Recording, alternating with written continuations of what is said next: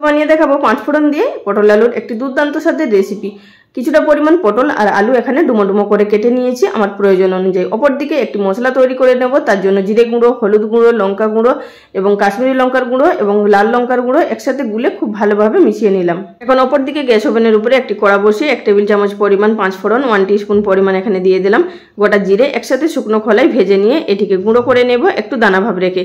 আবারও গ্যাস ওভেনের উপরে কড়াই বসিয়ে তার মধ্যে 2 টেবিল চামচ পরিমাণ সরষের তেল দিয়ে সামান্য পরিমাণ 1 চিমটি মতো হলুদের গুঁড়ো দিয়ে আলুটাকে প্রথমে লাল লাল করে ভেজে নেব। ভাজতে ভাজতে এর মধ্যে দিয়ে দিলাম স্বাদ মতো নুন, ঢাকা দিয়ে ভেজে নিলাম এখানে লাল করে। এবার আমি এর মধ্যে দিয়ে দিচ্ছি আগে থাকতে কেটে রাখা পটলের টুকরোগুলোও দিয়ে দেওয়ার পর সেম পদ্ধতিতে এটিকেও লাল লাল করে ভেজে নিতে হবে ঢাকা দিয়ে। এতে করে সবজিটাও খুব সুন্দরভাবে সিদ্ধ হয়ে যাবে এবং ভাজা হয়ে যাবে। এখন এগুলো কড়া থেকে তুলে নেব। কড়া থেকে তুলে নেওয়ার পর আবারও 1 টেবিল চামচ পরিমাণ সরষের তেল দিয়ে ফোড়নে দিয়ে দিলাম গোটা জিরে, শুকনো লঙ্কা, তেজপাতা।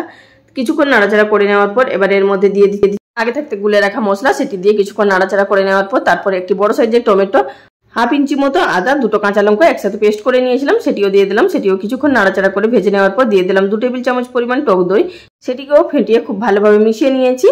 এবার মশলা থেকে তেল বেরিয়ে আসার পর দিয়ে দিলাম আগে থাকতে ভেজে রাখা আলু এবং আলু পটল দিয়ে দেওয়ার পর আবারও কিছুক্ষণের জন্য কষিয়ে নেব। ঢাকা দিয়ে কষিয়ে নেওয়ার পর দেখতেই পাচ্ছেন তেল ছেড়ে দিয়েছে খুব সুন্দরভাবে এবং দুর্দান্তভাবে কষানো হয়ে গেছে। এবার এর মধ্যে দিয়ে দিলাম পরিমাণ মতো জলটা দিয়ে আবারও এটিকে ঢাকা চাপা দিয়ে কিছুক্ষণের জন্য রান্না করে নেব। তো দেখতেই পাচ্ছেন এখানে খুব সুন্দরভাবে হয়ে গেছে আমাদের আলু পটলের তরকারি। তবে কিন্তু নামানোর আগে দিয়ে দিলাম স্বাদ মতো চিনি, যেহেতু টমেটোর এবং টক দই দুটাই ব্যবহার করা হয়েছে তাই একটুখানি চিনি ব্যবহার করতে হবে। আর দিয়ে দিলাম আগে থাকতে ভেজে রাখা যে 5 ফোড়ন জিরের ভাজা মশলাটা, প্রায় 1.5 চামচ পরিমাণ মতো দিলাম। নামিয়ে নিয়ে সার্ভিং বোলের মধ্যে সার্ভ করে নিয়েছি। অবশ্যই কিন্তু একবার হলেও ট্রাই